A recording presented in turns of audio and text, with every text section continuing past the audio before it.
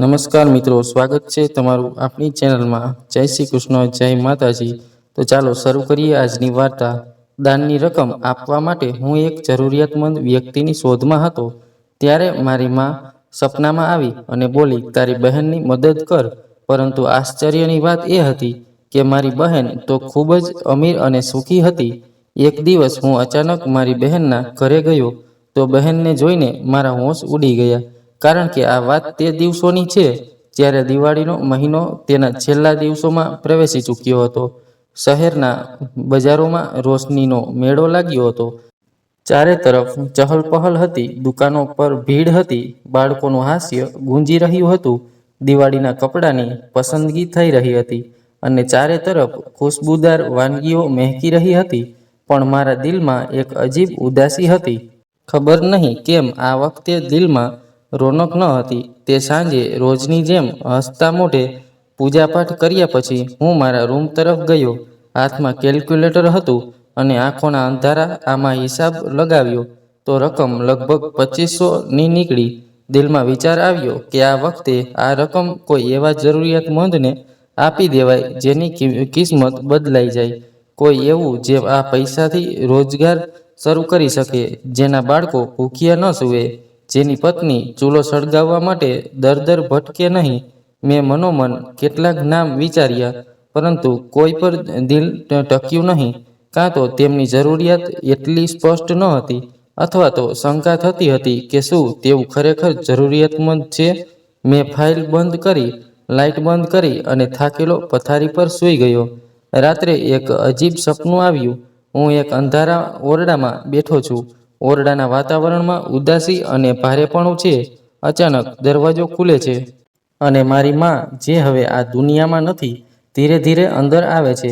તેમનો ચહેરો થાકેલો છે અને આંખો ભીની છે। હું તેમના ચરણોમાં જઈને બેસી જાઉં છું, પણ તેઓ મારી સામે નજર નથી મિલાવી રહી। હું પરેશાન થઈને પૂછું છું, માં, બધું બરાબર છે? તેમણે ફક્ત એટલું જ કહ્યું, સમીર, દાનની રકમ તારી બહેન મીરાને આપજે, જે જરૂરિયાતમંદ છે। તેમના અવાજમાં એવો દર્દ હતો જાણે દિલના કોઈ ખૂણેથી નીકળ્યો હોય। હું કંઈક કહેવા જ જતો હતો કે મારી આંખ ખુલી ગઈ। ઓરડામાં અંધારું હતું, પંખો ચાલી રહ્યો હતો, પણ દિલ જોરથી ધડકી રહ્યું હતું। માથા પર પરસેવો હતો અને મનમાં માનો તે થાકેલો ચહેરો વસી ગયો હતો। મેં પડખું ફેરવ્યું, પણ ઊંઘ આંખોમાંથી રીસાઈ ગઈ હતી। દિલમાં બસ એક જ સવાલ ગુંજી રહ્યો હતો, મીરા પણ તે તો ઠીક છે, તેને પૈસાની જરૂર કેવી રીતે હોઈ શકે?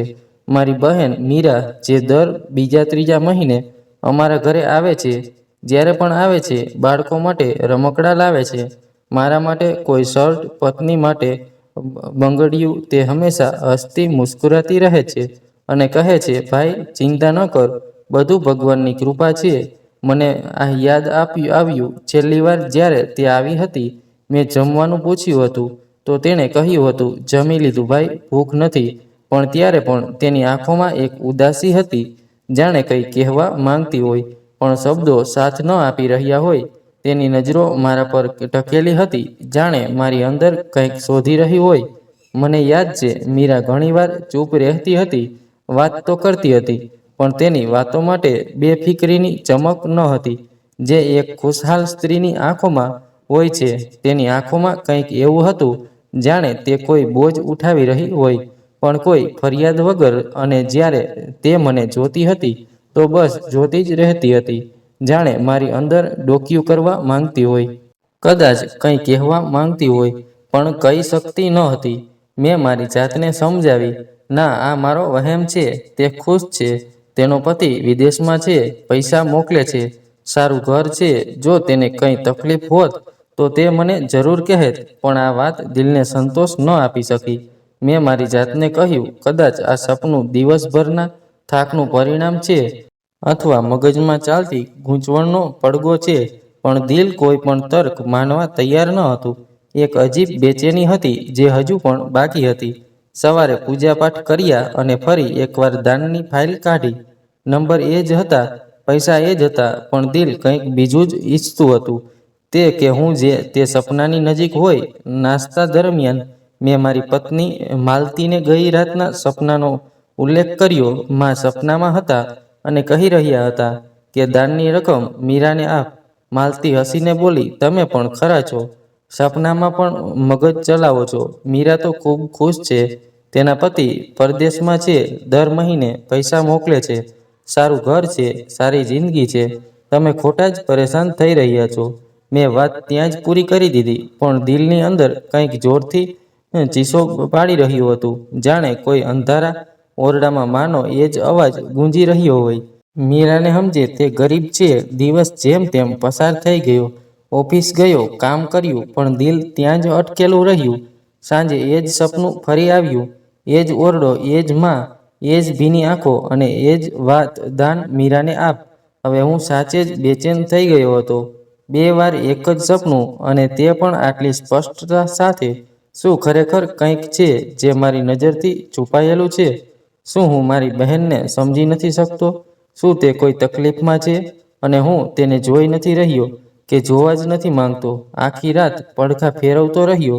બીજી સવારે મેં કંઈક કરવાનું નક્કી કર્યું. પોતાની જાતને વચન આપ્યું કે હવે ફક્ત સપના પર નહીં, હકીકત પર ધ્યાન આપીશ. સત્ય જાણવાનું પહેલું પગલું એ જ હતું મીરા સાથે વાત કરવી, તેનો અવાજ સાંભળો અને તેની આંખોમાં છુપાયેલું સત્ય ઓળખવું. પણ આ તો ફક્ત શરૂઆત હતી. અસલી હકીકત તો તે સમયે સામે આવશે જ્યારે હું તે આંખોને ફરીથી જોઈશ, જેમાં હાસ્ય તો હશે, પણ દિલ ક્યાંક બીજે રડી રહ્યું હશે. સવારનો પ્રકાશ બારીના પડદામાંથી ચણાઈને ઓરડામાં આવી રહ્યો હતો, પણ મારું દિલ હજુ પણ ભારે હતું. નાસ્તા દરમિયાન માલતીએ ફરી એ જ વાત દોહરાવી, મીરા તો ખુશ છે. દર વખતે જ્યારે આવે છે, કંઈક ને કંઈક લઈને આવે છે. ખરેખર આજ તો મેં પણ જોયું હતું. મીરા હંમેશા અતિથિનો આદર કે સન્માન કરવા આગળ પડતું ભાગ લેતી હતી. ક્યારેક બાળકો માટે રમકડાં લાવતી, ક્યારેક મારા માટે શર્ટ અને પત્ની માટે મીઠી વાતો કરતી. બાળકો સાથે રમતી, મુસ્કુરાતી અને જતી વખતે હંમેશા એ જ કહેતી, ભાઈ, ભગવાનનો આભાર છે, બધું બરાબર છે. માણસ પોતાના આરામદાયક વિચારોમાંથી બહાર નીકળવા નથી માંગતો. જો બધું બરાબર જ લાગી રહ્યું હોય તો આપણે ઘણીવાર હકીકતને જોવા જ નથી માંગતા. મીરાનો મુસ્કુરાતો ચહેરો, સારા કપડાં અને તેનો અતિથિ સત્કાર, આ બધું મળીને એક મજબૂત ચિત્ર બનાવતું હતું કે તે ખુશ છે. તેને કોઈ વસ્તુની જરૂર નથી. પણ હવે જ્યારે હું છેલ્લી મુલાકાતોને દિલથી વિચારું છું તો બધું બદલાતું હોય તેવું લાગે છે. રાત્રે સૂતા પહેલા જ્યારે મેં મોબાઈલમાં મીરાની તસવીર જોઈ, તેના ચહેરા પર મુસ્કાન તો હતી, પણ આંખો હજુ પણ ખાલી જેવી લાગતી હતી. માની વાતો, તેમના સપના અને મીરાનો ચહેરો, બધું મળીને મારા દિલ પર દસ્તક દઈ રહ્યું હતું. મેં એક લાંબો શ્વાસ લીધો અને આંખો બંધ કરી, પણ ઊંઘ ના આવી. દિલમાં એક ખાલીપો હતો, જાણે કોઈ સવાલ વારંવાર દરવાજો ખટખટાવી રહ્યો હોય. શું તે મારી બહેનને ફક્ત બહારથી જોઈ છે કે દિલની? પણ મેં પોતાની જાતને વચન આપ્યું કે હવે આ વહેમને વહેમ સમજીને અવગણીશ નહીં. આ સપના માત્ર સંજોગ ન હોઈ શકે. માની આંખોમાં આંસુ, તેમની વાતોમાં ધ્રુજતો અવાજ છે, અને મીરાની ખામોશી આ બધું ચીસું પાડી પાડીને કહી રહ્યું હતું. મેં નક્કી કરી લીધું કે હવે સત્ય જાણીને જ રહીશ, અને સત્ય ક્યારેય સરળ નથી હોતું. રાત ઘણી વીતી ગઈ હતી. ઓરડામાં એવી શાંતિ છવાયેલી હતી જાણે દિવાલોએ પણ શ્વાસ લેવાનું છોડી દીધું હોય. હું પલંગ પર સૂતો છતને ઢાંકી રહ્યો હતો. ઊંઘ આંખોથી માઇલો દૂર હતી. દિલ હજુ પણ દિવસભરના વિચારોમાં ગૂંચવાયેલું હતું. મીરાની એ નજરો, માનો અવાજ અને સપનામાં દેખાતો અંધકાર વારંવાર મન પર પ્રહાર કરી રહ્યા હતા. મેં પડખું ફેરવ્યું, તકિયો સરખો કર્યો, આંખો મીચી લીધી અને દિલને સમજાવ્યું, આજે શાંતિથી ઊંઘી જા. પણ જેવી ઊંઘની ગોદમાં જવા લાગ્યો, એ જ દ્રશ્ય ફરી સામે આવી ગઈ. ફરી એકવાર એ જ સપનું, એ જ જૂનો ઓરડો, એ જ નિંદ્રા ભરી ચૂપકીદી અને એ જ ખામોશી જેમાં ફક્ત માના ડૂસકા સંભળાતા હતા. તે મારી સામે ઊભા હતા, માથું ઝુકાવેલું અને આંખોમાં વિનાશ. તેમનો અવાજ પહેલા કરતાં પણ વધુ તૂટેલો હતો. સમીર, મારી દીકરીને તેનો હક આપી દે. તે તારી બહેન છે અને તેના પર તેનો પૂરો અધિકાર છે. હું ચોંકીને બેઠો. માથા પર પરસેવો હતો અને દિલની ધડકન એટલી તેજ હતી જાણે છાતી ફાડીને બહાર આવી જશે. મેં બંને હાથથી ચહેરો ઢાંક્યો અને ઊંડો શ્વાસ લીધો. હવે આ સપનું ફક્ત સંયોગ ન હતું રહ્યો, આ એક ઈશારો હતો, એક સંદેશ, એક માંગણી. હું પલંગ પરથી નીચે ઉતર્યો, રસોડામાં ગયો અને પાણીનો એક ગ્લાસ ભરીને પીધો. પાણી ગળા નીચે ઉતરી ગયું, પણ દિલની ગરમી એમ જ રહી. હવે આ સપનું સામાન્ય વાત નહોતી રહી. 2 રાતથી એક જ દ્રશ્ય, એક જ સવાલ. હું મૂંઝવણમાં હતો. સવારે પૂજાપાઠ, પછી નાસ્તો તૈયાર હતો. માલતીએ હંમેશની જેમ ટેબલ પર ચા અને પરાઠા મૂક્યા. હું ચૂપચાપ બેઠો હતો, તો એ મારી તરફ જોઈને બોલી, "શું થયું? આટલું ચૂપ કેમ છો?" મેં નજર ઊંચી કરી અને ધીમેથી કહ્યું, "ફરી એ જ સપનું આવ્યું." માં ફરીથી આવ્યા અને એ જ વાત કરી. માલતી ચાનો ઘૂંટડો લીધો અને હળવા સ્મિત સાથે બોલી, "હે ભગવાન, માના સપના રોજ આવવા લાગ્યા. મીરા વિશે આટલી ચિંતા કેમ રાખી છે? તમે તે બિલકુલ ઠીક છે. જ્યારે પણ આવે છે, લાગે છે જાણે કોઈ સારા ઘરની વહુ હોય, ખુશહાલ, સારા કપડામાં આવે. હવે તમે દરેક વાતને દિલ પર કેમ લઈ રહ્યા છો?" મેં કોઈ જવાબ ન આપ્યો. તે બોલતી રહી, "ક્યારેક માણસનું મન પણ તેની સાથે રમત રમે છે. દિવાળીમાં માણસ આમ પણ વધુ વિચારે છે. એને આવા સપના આવી જવા સામાન્ય વાત છે. પણ મને ખાતરી હતી કે આ ફક્ત મારા મનની રમત ન હતી." માની એ આંખો, જેમાં મેં આખી જિંદગી જોઈ હતી, હવે તેમાં ફક્ત અફસોસ દેખાઈ રહ્યો હતો. એ લહેજો, એ થાક, એ દર્દ, આ બધું માત્ર કોઈ કાલ્પનિક દુનિયાની તકલીફ ન હોઈ શકે. પત્નીની વાતો દિલને સ્પર્શી રહી ન હતી. નાસ્તો પૂરો થતાં જ હું સીધો મારા રૂમમાં ગયો. બેસીને જૂના પૂરતો આલ્બમ કાઢ્યા. મીરાના લગ્નની તસવીરો જોવા લાગ્યો. ગુલાબી પોશાકમાં હસતી તે હંમેશની જેમ, પણ છતાં અલગ લાગી રહી હતી. તે હાસ્યમાં તે સમયે એક સાચી ચમક હતી. આજકાલનું હાસ્ય જાણે ફક્ત એક ઔપચારિકતા હોય, જાણે કોઈ પ્રદર્શન કરી રહ્યું હોય. મેં એક જૂની તસવીર કાઢી, જેમાં હું, માં અને મીરા એક સાથે બેઠો હતો. મીરા મારી બાજુમાં અઢેલીને બેઠી હતી અને માં તેને આશીર્વાદ આપી રહ્યા હતા. તસવીર જાણે શ્વાસ લેવા લાગી. મીરા આંખોમાં બીના ઉતરી આવી. શું હું ખરેખર મારી બહેનને ઓળખી ન શક્યો? શું હું તે સત્યોને જાણી જોઈને અવગણતો રહ્યો, જે તેના ચહેરા પર સ્પષ્ટ લખેલા હતા? સાંજે ઓફિસમાં પણ મન ન લાગ્યું. દરેક ફાઇલ, દરેક ઈમેલની વચ્ચે એ જ વિચાર વારંવાર આવતો રહ્યો. તે ફરિયાદ ફક્ત એક જ અવાજ નહીં, પણ એક સત્યની ઉંમરો હતી જેના પર હું ઊભો હતો.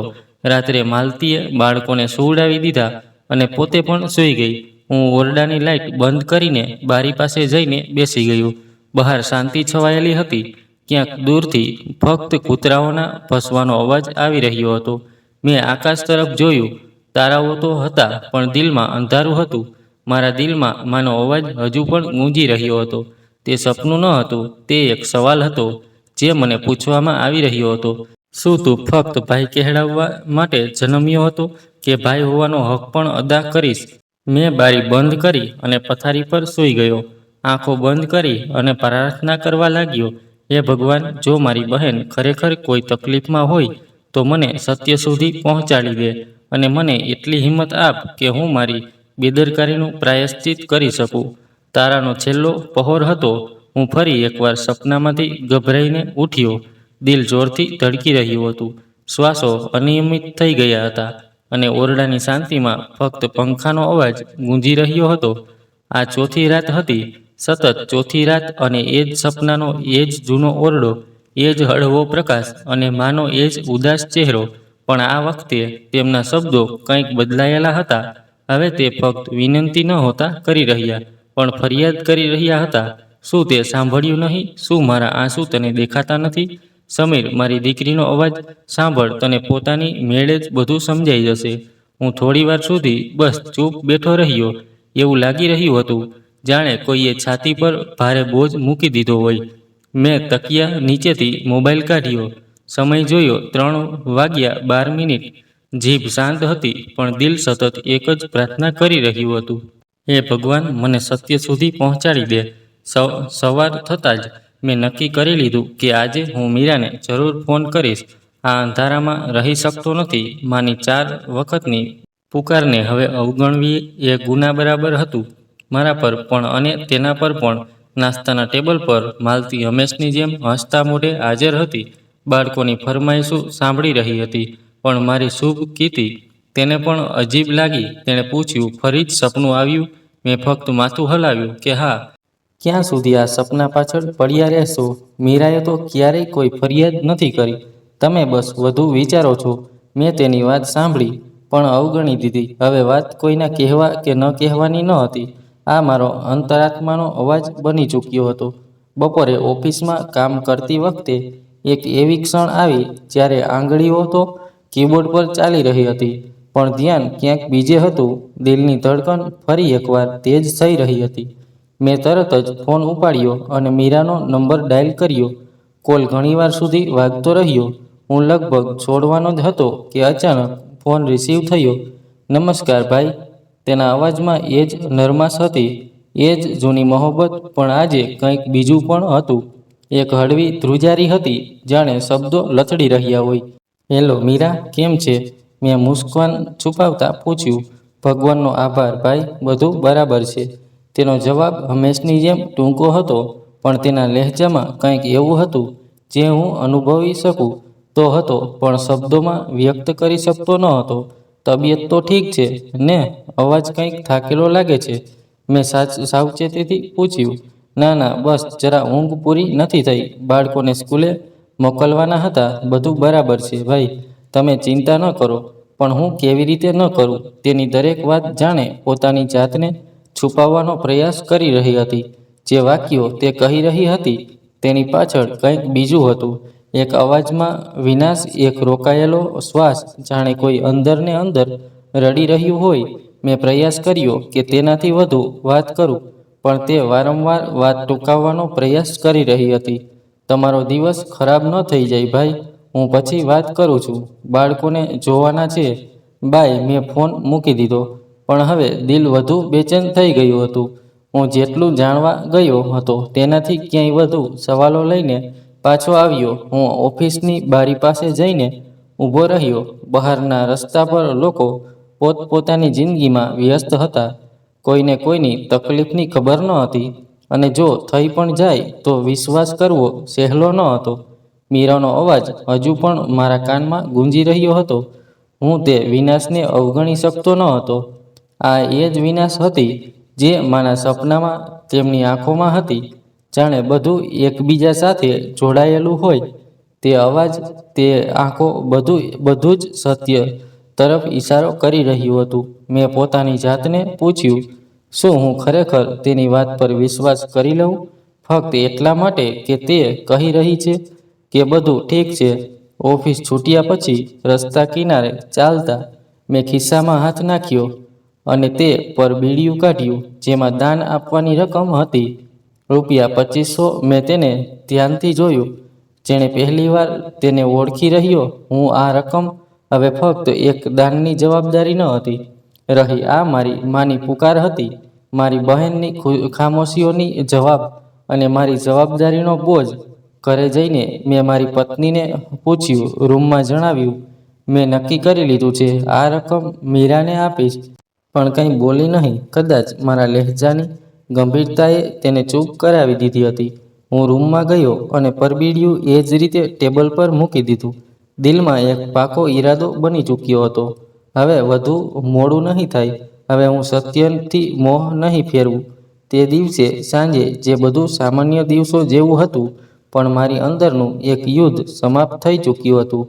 તે મૂંઝવણ, તે સવાલ, તે બેચેની, બધું હવે એક હેતુમાં ઢળી ચૂક્યું હતું. રાત્રે સૂતા પહેલા ફરી એકવાર તે સપનું આવ્યું, પણ આ વખતે દ્રશ્ય બદલાઈ ગયું હતું. માં હવે તે જૂના ઓરડામાં ન હતા. તે કોઈ બાગમાં હતા. સફેદ કપડામાં, હાથ પ્રાર્થના માટે ઊંચા કરેલા, અને તેમના ચહેરા પર આ વખતે શાંતિ હતી. હું સપનામાં તેમની નજીક ગયો તો તે મુસ્કરાઈને બોલ્યા, સમીર, શુક્ર છે તે ઓળખી લીધું. હું ચોંકીને ઉઠ્યો, પણ દિલને પહેલીવાર શાંતિ હળદી, જાણે અંદર કંઈક સરખું થઈ ગયું હોય. મેં લાઇટ ચાલુ કરી અને તે પરબીડિયું હાથમાં લીધું. આ માત્ર રકમ નહોતી રહી, આ મારા અંતરાત્માનો અવાજ હતો. માની ઈચ્છા, રાતોની પ્રાર્થનાઓની શાંતિ. અને મીરાની ખામોશીનો જવાબ. હવે આગલું પગલું હતું તે દરવાજે સુધી જવું અને જાણવું કે તેની ખામોશી પાછળ શું છુપાયેલું છે. કારણ કે કેટલાક સત્યો શબ્દો નથી કહેતા, તે આંખોમાં છુપાયેલા હોય છે. એવી આંખો જે બોલતી નથી, ફક્ત વિનંતી કરે છે. રાત હતી અને દિલ પર જે બોજ મહિનાઓથી હતો તે અમુક હદ સુધી હળવો થઈ ગયો હતો. પણ આ શાંતિ અસ્થાયી હતી. હું જાણતો હતો કે ફક્ત પરબીડિયું હાથમાં રાખવાથી કંઈ નહીં બદલાય. બદલાવ ત્યારે આવશે જ્યારે હું પોતે મીરાની આંખોમાં છુપાયેલી સચ્ચાઈને જઈને જોઈશ. બીજી સવારે મેં ચૂપચાપ નાસ્તો કર્યો. માલતી મારી સ્થિતિ સમજી ચૂકી હતી. કદાચ પહેલીવાર કોઈ સવાલ વગર બોલી, ચાલો આજે મીરાના ઘરે જઈએ, તમારું દિલ પણ સંતોષ પામશે. મેં ફક્ત માથું હલાવ્યું. કોઈ દલીલ નહીં, કોઈ મૂંઝવણ નહીં, બસ દિલમાં એક શાંતિ પ્રાર્થના હતી. જે સત્ય છે તે જાહેર થઈ જાય. રસ્તામાં શાંતિ છવાયેલી રહી. શહેરની ગલીઓમાં ચહલપહલ હતી. લોકો દિવાળીની તૈયારીઓમાં વ્યસ્ત હતા. દુકાનોની બહાર લાંબી કતારો હતી. પણ મારા દિલની દુનિયા બિલકુલ ખાલી હતી. દરેક ગલી, દરેક વળાંક બસ એ જ જગ્યા તરફ લઈ જઈ રહ્યો હતો, મીરાના દરવાજા તરફ. જ્યારે અમે તે ગલીમાં પહોંચ્યા તો મારા દિલની ધડકન તેજ થઈ ગઈ. ગાડી રોકી, પત્નીએ હાથથી દુપટ્ટો સરખો કર્યો અને અમે બંને ધીરે ધીરે દરવાજા તરફ વધ્યા. દરવાજા પર ટકોરા માર્યા તો થોડી ક્ષણો પછી મોહબ્બત ભરેલું મુસ્કાન સાથે મીરાની સાસુએ દરવાજો ખોલ્યો. તે પહેલા જેવા જ હતા, ચહેરા પર રોનક અને જીભ પર મીઠા શબ્દો. અરે સમીર બેટા, વાહ! અને ભાભી પણ સાથે, આવો, અંદર આવો. અમે અંદર દાખલ થયા. ઘર સાફ સુથરું હતું. ફર્શ પર નવો ગાલીચો પાથરેલો હતો. દિવાલો પર તાજો પેન્ટ અને રૂમમાં એર ફ્રેશનરની સુગંધ હતી. બહારથી જોતા આ એક સંપૂર્ણ અને ખુશાલ ઘર લાગી રહ્યું હતું. મીરા પણ થોડી વારમાં અંદર આવી. તેણે હળવા લીલા રંગનું પોશાક પહેર્યો હતો. વાળ વ્યવસ્થિત રીતે બાંધેલા હતા અને હોઠ પર હળવી મુસ્કાન હતી. નમસ્કાર ભાઈ, ભાભી, તેણે ધીમેથી કહ્યું. પત્નીએ તેને ગળે લગાવી અને મેં આશીર્વાદ પામ્યા.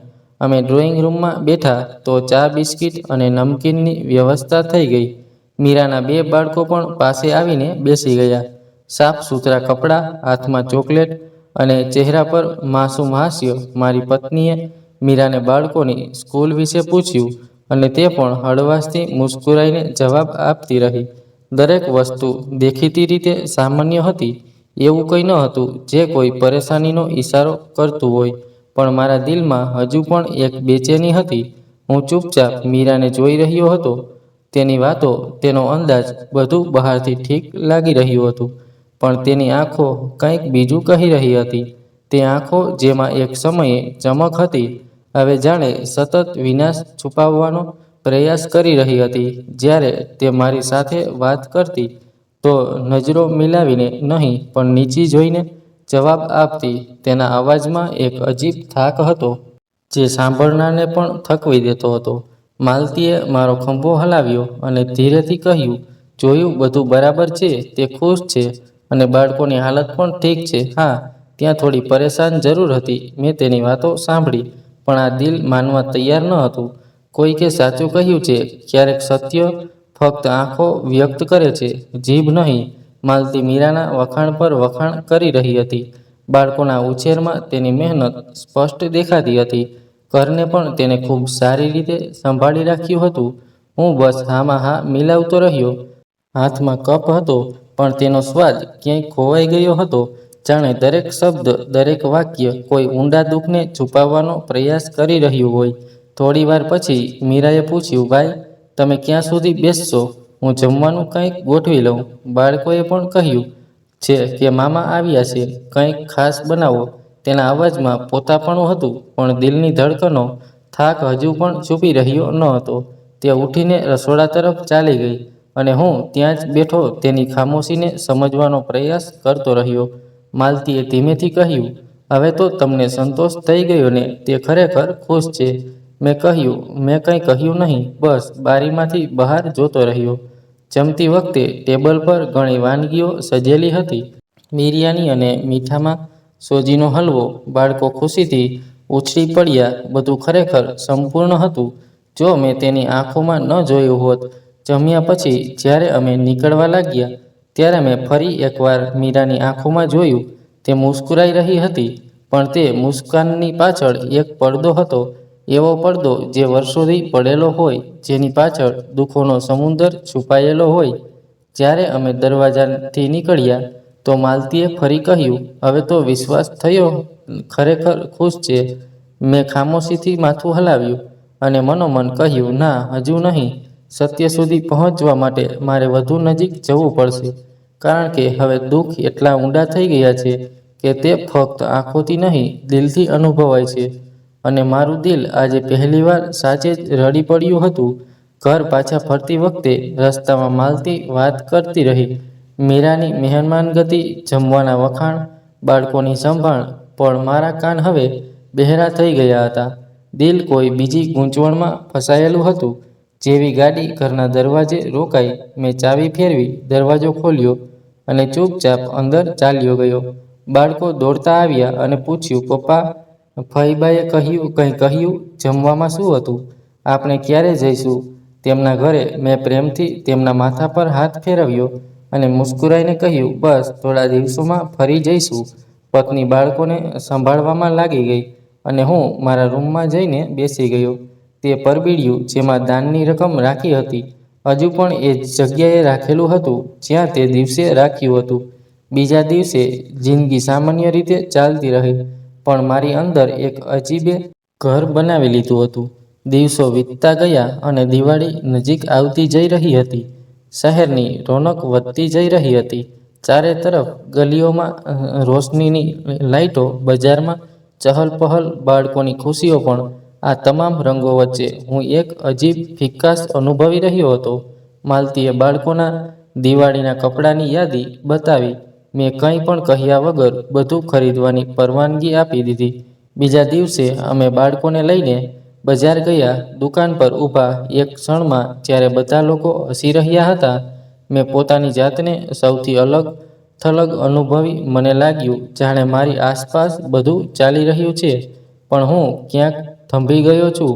દરેક વસ્તુનો અવાજ દબાઈ ગયો હતો અને ફક્ત એક જ અવાજ ઉભરી રહ્યો હતો, માનો અવાજ, સમીર, દાનની રકમ મીરાને આપજે. બજારથી પાછા ફરતી વખતે માલતીએ કહ્યું, બાળકોની શોપિંગ પૂરી થઈ ગઈ. હવે તું પણ તારા માટે કપડાં જોઈ લે. મેં વાત ટાળવાનો પ્રયાસ કર્યો, પણ આખરે 2 કપડાં લઈ જ લીધા. છતાં મારું દિલ તે પરબીડિયામાં ગૂંચવાયેલું હતું, જે હજુ પણ એમ જ પડ્યું હતું. રાત્રે હું છત પર જઈને બેઠો. આકાશમાં તારાઓ હતા, હવામાં હળવી ઠંડક હતી, પણ દિલની ગરમી કોઈ બીજી જ સપાટી પર હતી. દાનની રકમ, માનું સપનું, દિલની તડપ અને બહેનોનો હક, આ બધું એક જ દોરીથી બંધાયેલું હતું. અને હું, સમીર, અત્યાચાર સુધી બસ વિચારી જ રહ્યો હતો. મેં હજુ સુધી કોઈ પગલું નહોતું ભર્યું.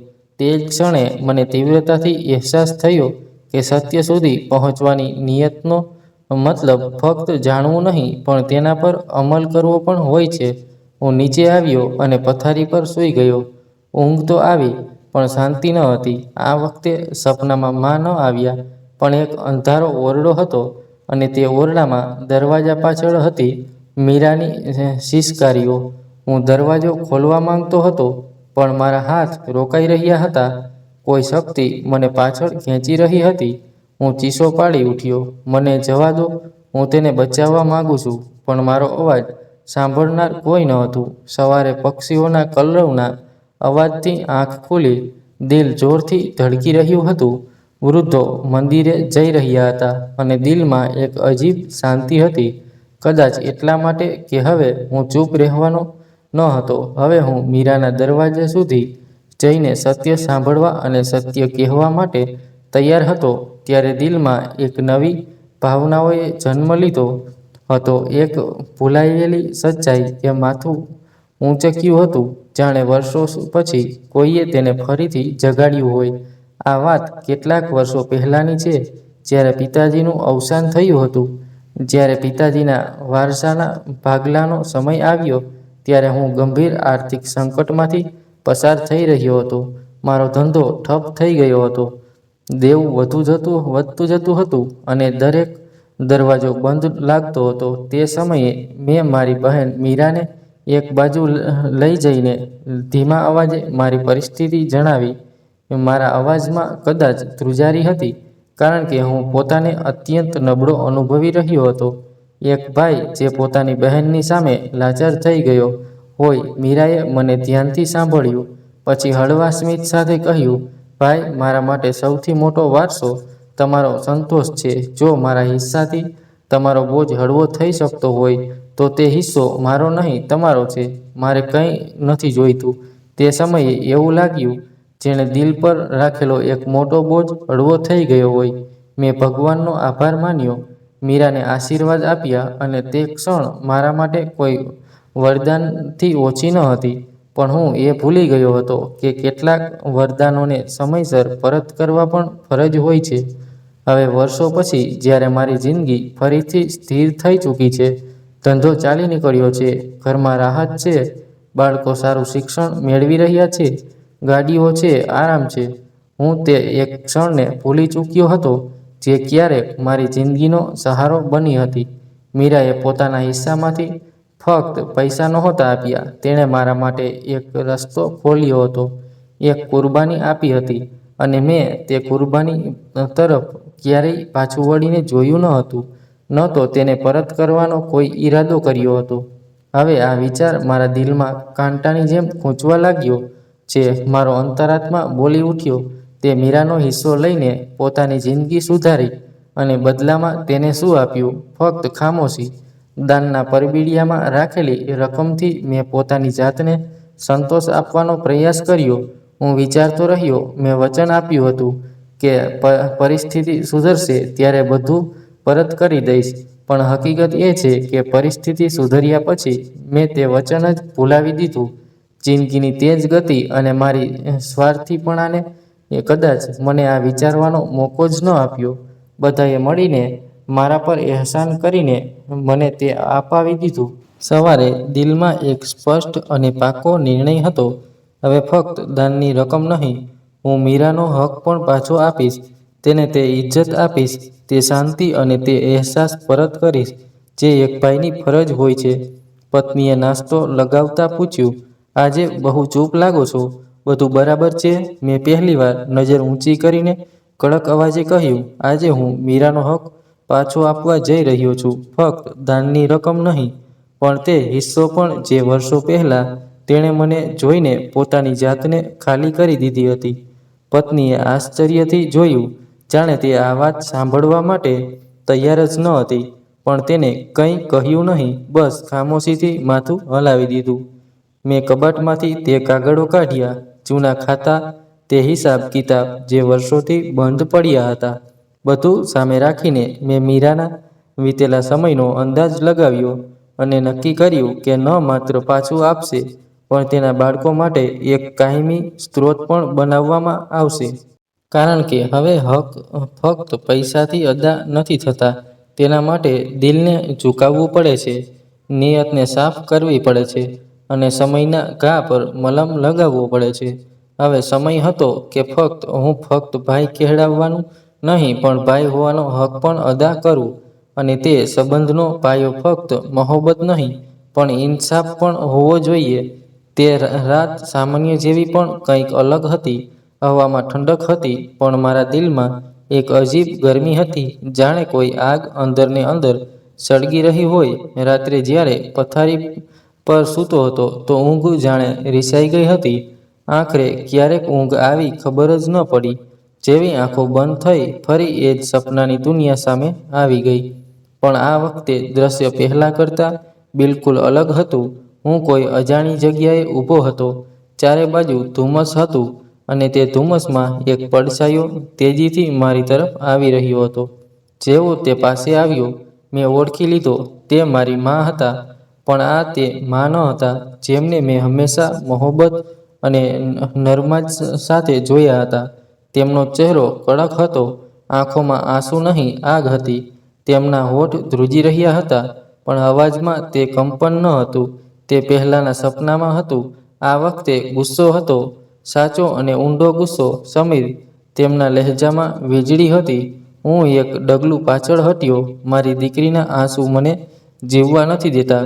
તેણે બાળપણથી તારા પર ભરોસો કર્યો, જવાનીમાં તને સહારો આપ્યો, અને હવે તું તેને અવગણીને દુનિયાની ચમક ધમકમાં ખોવાઈ ગયો. હું કંઈક કહેવાનો જ હતો કે તેમણે હાથ ઊંચો કરીને મને ચૂપ કરાવી દીધો. ચૂપ. તે મારી આંખો સામે મારી દીકરીને ખામોશીથી તૂટતા જોઈ અને કંઈ ન કર્યું. તેના હિસ્સા પર કબજો કર્યો, તેની ખામોશીને કમજોર સમજી, અને હવે ફક્ત એક પરબીડિયું આપીને વિચારે છે કે તું બધું પાછું આપી દીધું. મારી જીભ જાણે બંધ થઈ ગઈ હતી. હું ફક્ત રડી શકતો હતો, કરગરી શકતો હતો. હું તેમના ચરણોમાં બેસી ગયો. આંખોમાંથી આંસુ વહેવા લાગ્યા. માં, હું ખોટો હતો. હું માફી માંગુ છું. હું બધું પાછું આપીશ. તેનાથી પણ માફી માંગીશ. તમારાથી પણ. માનો ચહેરો કડક જ રહ્યો. તેમણે મોં ફેરવ્યું અને દૂર જતા કહ્યું, આ પસ્તાવો ત્યારે કેમ ન આવ્યો જ્યારે તે દર રાત્રે પોતાની ચાદરમાં છુપાઈને રડતી હતી, હું તને માફ નહીં કરું જ્યાં સુધી તું તારી બહેનની આંખોમાંથી આંસુ લૂછી ના દે. માનો અવાજ ગૂંજ્યો અને બીજી જ ક્ષણ બધું ગાયબ થઈ ગયું. હું ગભરાઈને બેઠો. દિલ એટલી તેજીથી ધડકી રહ્યું હતું જાણે છાતી ચીરીને બહાર નીકળી આવશે. શ્વાસો બેકાબૂ હતા. કપાળ પરસેવાથી લથપથ અને હાથ ધ્રુજી રહ્યા હતા. ઓરડામાં ઘોર અંધારું હતું, પણ મારી અંદરનું અંધારું તેનાથી ક્યાંય વધુ ઘેરું હતું. મેં બંને હાથથી ચહેરો ઢાંકી દીધો, જાણે તે શરમથી મોં છુપાવવા માંગતો હતો, જે હવે પૂરી તાકાતથી મારી સામે આવીને ઊભી હતી. પહેલીવાર માએ મારી સાથે આવા લહેજામાં વાત કરી હતી. સપનું જ ભલે હોય, પણ તે સપનામાં જે સત્ય હતું તેણે મારી પૂરી હકીકતને હચમચાવી નાખી હતી. હવે ફક્ત અંતરાત્મા નહીં, માની નારાજગી પણ મારી સાથે હતી. હું સમજી ચૂક્યો હતો, આ નારાજગી ત્યાં સુધી ખતમ નહીં થાય જ્યાં સુધી હું ફક્ત નિયતથી નહીં પણ અમલના મેદાનમાં ઉતરીને મારી બહેનને તેનો તે હક પાછો ન આપી દઉં જે વર્ષો પહેલાં તેણે મારા ભરોસા પર છોડી દીધો હતો. મેં ઉઠીને પૂજાપાઠ કર્યા અને સજદામાં જઈને ધ્રુસકે રડી પડ્યો. કદાચ જિંદગીમાં પહેલીવાર આટલી સાચી પ્રાર્થના કરી હતી, હે ભગવાન, મને માફ કરી દે. મેં મારા ભગવાનનો, મારી માનો, મારી બહેનનો, બધાનો ભરોસો તોડ્યો છે.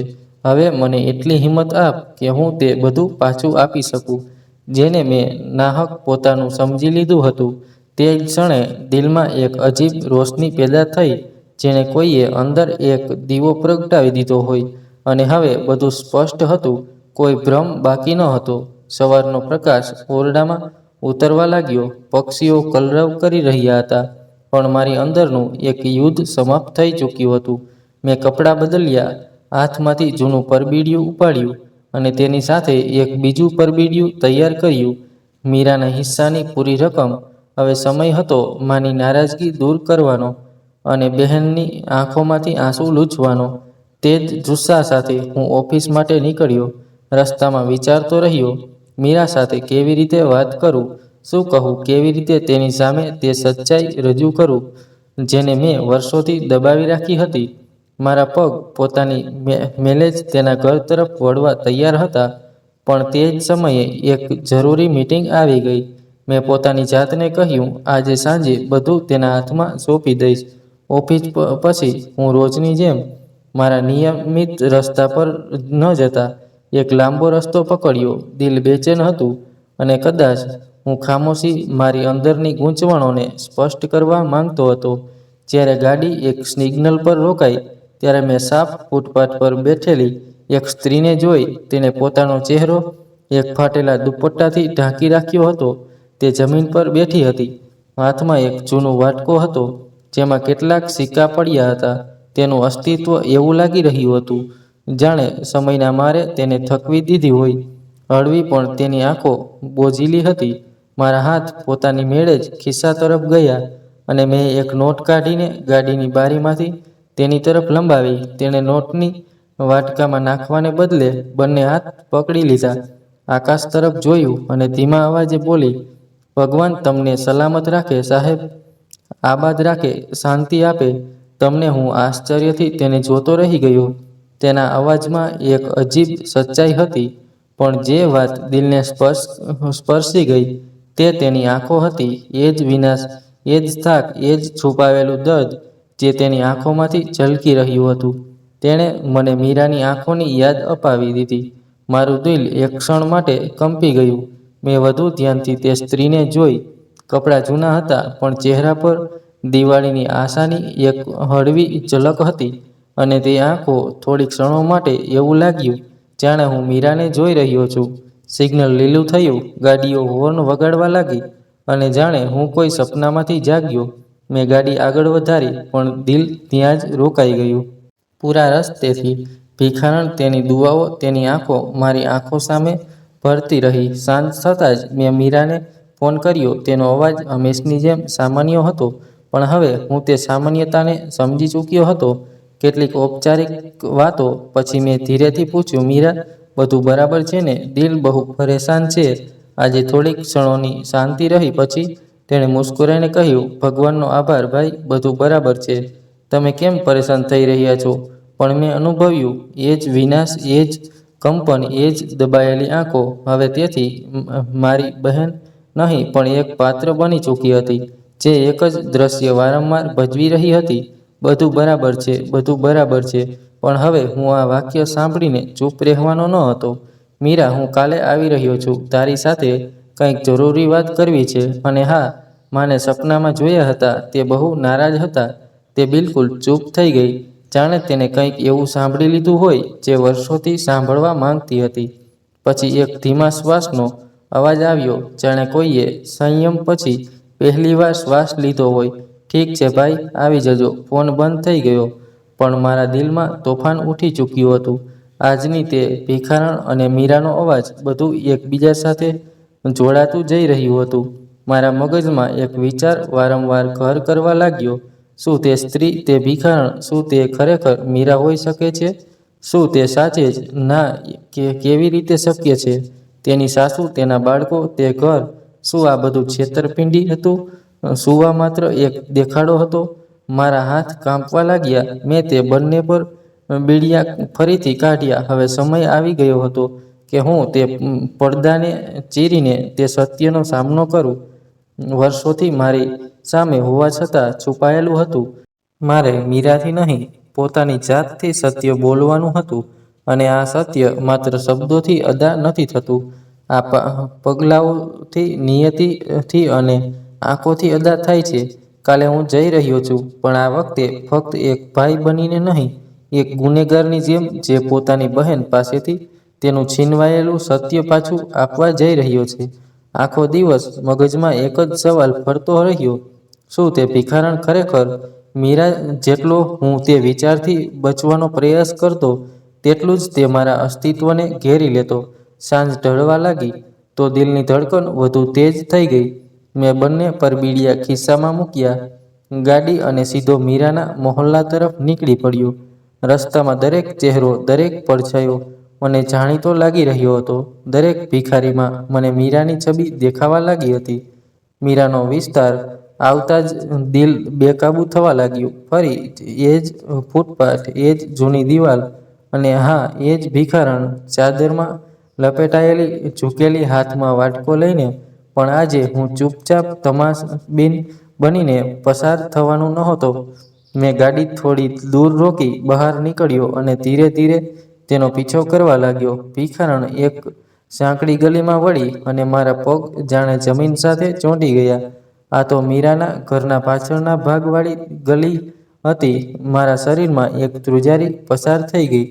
મેં મારી ઝડપ ધીમી કરી અને દૂરથી જ તેને જોવા લાગ્યો. તેણે ધીરેથી એક જૂનો લાકડાનો દરવાજો ખોલ્યો, જે સામાન્ય રીતે કોઈની નજરમાં ન આવતું હતું. તે અંદર ચાલી ગઈ. દરવાજો પૂરો બંધ કર્યો ન હતો. મારા શ્વાસ થંભી ગયા હતા. હું ધીરે ધીરે તે દરવાજા પાસે પહોંચ્યો અને દબાયેલા પગે ઝૂકીને અંદર જોયું. જે દ્રશ્ય મેં ત્યાં જોયું તેણે મારા આત્માને હચમચાવી નાખ્યો. મીરા, મારી બહેન, ત્યાં જ બેઠી હતી. એ જ ભિખારણ બની ચૂકી હતી. ફાટેલા જૂના કપડામાં, ચાદરથી ચહેરો ઢાંકેલો, જમીન પર બેસીને રડી રહી હતી. સામે તેનો દીકરો બેઠો હતો. તેના ગાલ ધૂળથી ખરડાયેલા હતા. તેની આંખોમાં ભૂખ અને અવાજમાં લાચારી હતી. હું મારી નજર નહોતો ફેરવી શકતો. માં, આ વખતે પણ દિવાળી પર દાળ રોટલી જ હશે. મીરાએ તેને છાતી સરસો ચાંપી લીધો. તેનો ચહેરો પોતાના વાળમાં છુપાવતા બોલી, ધીરજ રાખ બેટા, ભગવાન આપણી પરિસ્થિતિ પણ બદલશે. મારી આંખમાંથી આંસુ વહેવા લાગ્યા. હું ડરીને દરવાજાથી પાછળ હટી ગયો. એવું લાગ્યું જાણે મારું દિલ હવે ધડકવાનું જ બંધ કરી દેશે. આ એ જ મીરા હતી જે મારા બાળકો માટે ભેટ લાવતી હતી, જે દર વખતે મુસ્કરાઈને મળતી હતી. બધું બરાબર છે ભાઈ, એમ જ કહેતી હતી. આ એ જ મીરા હતી જેના વિશે મારી પત્નીએ કહ્યું હતું, તેને કોઈ વસ્તુની કમી નથી. પણ હકીકત એ હતી કે તે ભીખ માંગીને પોતાના બાળકોને દાળ રોટલી ખવડાવતી હતી. દિવાળીના દિવસે પણ મારા પગમાં જાણે જીવ નહોતો રહ્યો. હું ત્યાં જ દિવાલને એઠીને બેસી ગયો. મને તે ક્ષણ યાદ આવી જ્યારે તેણે પોતાનો વારસાઈ હક મારા નામે કરી દીધો હતો. તે સમયે પણ તેણે એ જ કહ્યું હતું, ભાઈ મારે કંઈ નથી જોઈતું, બસ તું ખુશ રહે. પણ હવે સવાલ હતો, હું કેવી રીતે ખુશ રહું? તેની ખામોશી, તેના આંસુ, તેની કુરબાની બધું કચડાઈ ગયું હતું. મારા ખિસ્સામાં તે બંને પરબીડિયા પડ્યા હતા. પણ શું તેની તકલીફની ભરપાઈ કોઈ રકમથી થઈ શકે છે? થોડી વાર પછી મેં દરવાજા પર ટકોરા માર્યા. અંદર થોડી ક્ષણોની શાંતિ રહી. પછી દરવાજો થોડો ખુલ્યો. મીરાએ મને જોયો. તેનો ચહેરો ફીકો પડી ગયો. તે ગભરાઈને પાછળ હટી, જલ્દીથી ચાદર સરખી કરી અને જૂના કપડાને છુપાવવા લાગી. ભાઈ તમે, હું કંઈ કહું તે પહેલાં જ અંદર ચાલ્યો ગયો. તેનો બાળક મને જોઈને ભીની આંખોથી પોતાની મા પાછળ છુપાઈ ગયો. મીરા વારંવાર કંઈક કહેવાનો પ્રયાસ કરતી રહી, પણ શબ્દો તેના સાથ નહોતા આપી રહ્યા. મેં તેને બેસવાનો ઈશારો કર્યો. બસ હવે કંઈ ન કહે. મીરા, હું બધું જાણી ચૂક્યો છું. તે બહુ બધું છુપાવ્યું, પણ તારી આંખોએ બધું કહી દીધું. તે ધુસકે ધુસકે રડવા લાગી. હું તેની પાસે જઈને બેઠો, તેના ખભા પર માથું મૂક્યો અને ધીરેથી કહ્યું, હું તારા સપનામાં તારો ગુનેગાર બનીને આવતો રહ્યો. હું સમજતો રહ્યો આ બધું ફક્ત દિલનો વહેમ છે. પણ હવે આંખો ખુલી ચૂકી છે. મીરા, આ તારો હક છે. હક જે તે એક ભાઈની મોહબ્બતમાં કુરબાન કરી દીધો હતો. હવે હું તેને પાછો આપવા આવ્યો છું. મેં તે પરબીડિયા આ તેની સામે મૂકી દીધા. દાનની રકમ અને વારસાનો હિસ્સો, આ બધું તારું છે. અને હવે તને ફક્ત આ નહીં પણ ઇજ્જતથી જીવવાનો પણ હક મળશે. મીરા કહી ન શકી. તેની આંખોમાંથી વહેતા આંસુ તેના કહાની પાછા બની ગયા હતા. ઓરડાની શાંતિમાં બસ ડૂકાનો અવાજ હતો અને મારી માફીની ગવાહી, કારણ કે તે દિવસે હું ફક્ત એક ભાઈ બનીને મીરાના ઘરે નહોતો ગયો. હું એક ઇન્સાન બનીને તેની જિંદગી, તેનો હક અને તેના સપના તેને પાછા આપવા ગયો હતો. ઓરડાની શાંતિ હજુ પણ ડુસકાથી ગુંજી રહી હતી. મીરાની આંખોમાંથી વહેતા આંસુ તેના વર્ષોના દર્દની જાહેરાત કરી રહ્યા હતા. હું તેની સામે બેઠો હતો, એક ગુનેગારની જેમ, જે બધું જાણ્યા પછી પણ શબ્દો શોધી શકતો ન હતો. કહેવા માટે ઘણું બધું હતું, પણ હવે બધું અર્થહીન લાગી રહ્યું હતું. મીરાએ ધ્રુજતા અવાજે પૂછ્યું, તમને ક્યારે ખબર પડી? મેં ધીરેથી જવાબ આપ્યો, તે દિવસે જ્યારે તારી જગ્યાએ એક ભિખારણ નહીં, તું પોતે ઊભી હતી. મેં તેની આંખોમાં તને જોઈ લીધી હતી.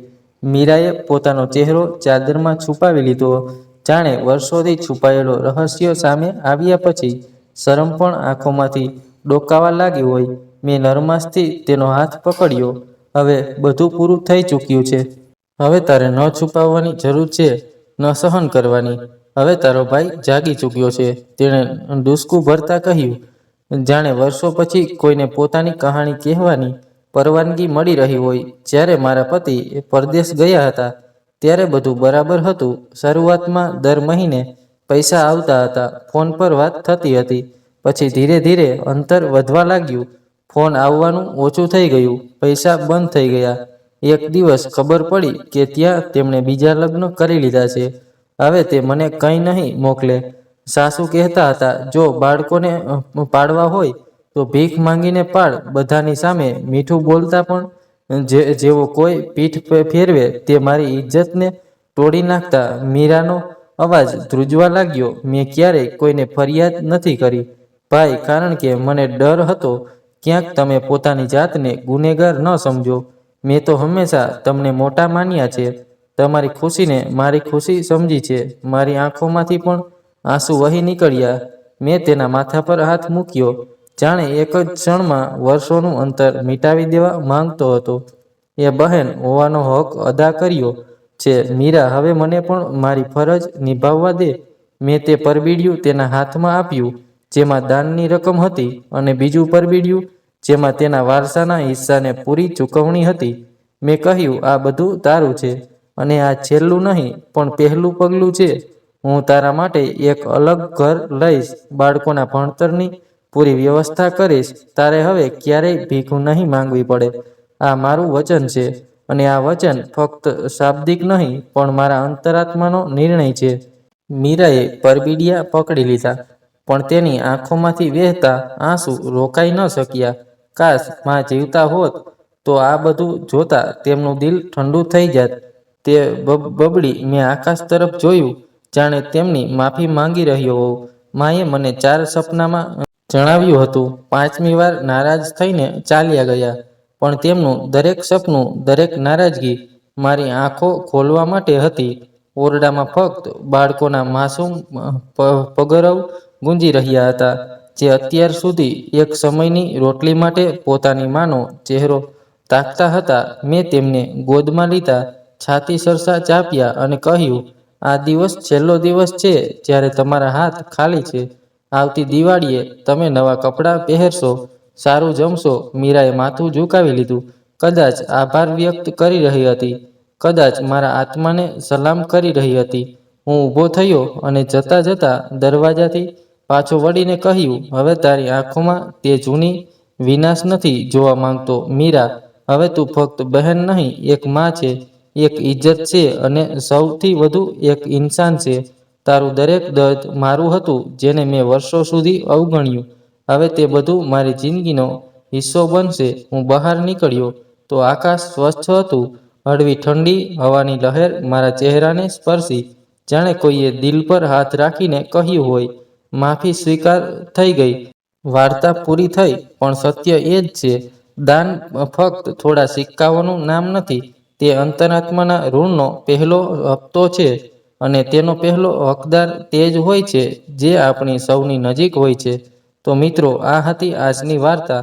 આ વાર્તા વિશે તમારું શું અભિપ્રાય છે તે કોમેન્ટ બોક્સમાં જરૂર જણાવજો.